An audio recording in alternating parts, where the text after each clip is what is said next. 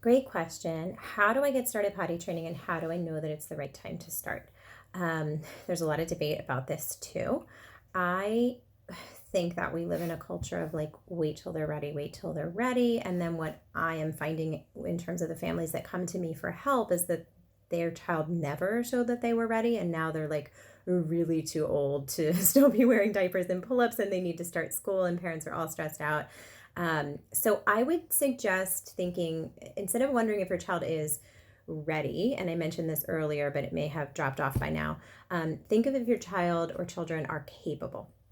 And capable could look like that they can communicate to you. Can they communicate if they are hungry, if they are thirsty, if they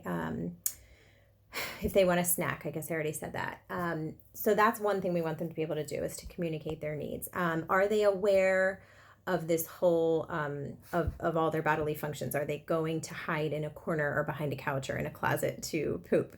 That's another good indication to look for. Can they recite something like the ABCs or some popular lullaby, which tells us that they can remember a sequence of things in a particular order, which is a skill that we really need to get through the learning process of potty training. Can they throw a tantrum for candy at the grocery store or for anything? These are all things that might tell you that your child is capable of getting through the process.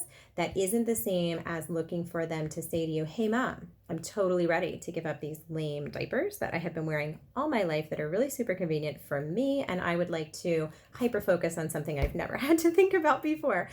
Some kids just aren't going to be ready. What they're doing is working for them. So I think you want to kind of capture them when they're still looking to please you and wanting to imitate you, which often is like by 2.5.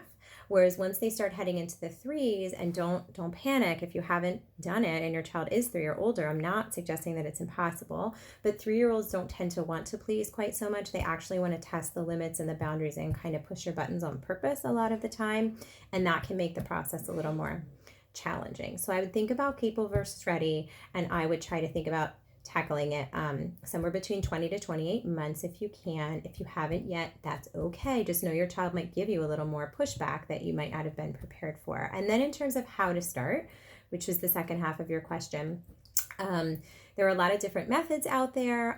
You can just start by coming to me if you want to. We can talk about how to go about it, walk through the different phases of the learning process, and then stay in touch while you're implementing it. But assuming that you'd like to approach the process on your own, I am a big fan of the OCRAP potty training method. That's the method that I walk families through. And what I love about it is it breaks the process down for your child so they get to master one thing before we pile another variable on the top.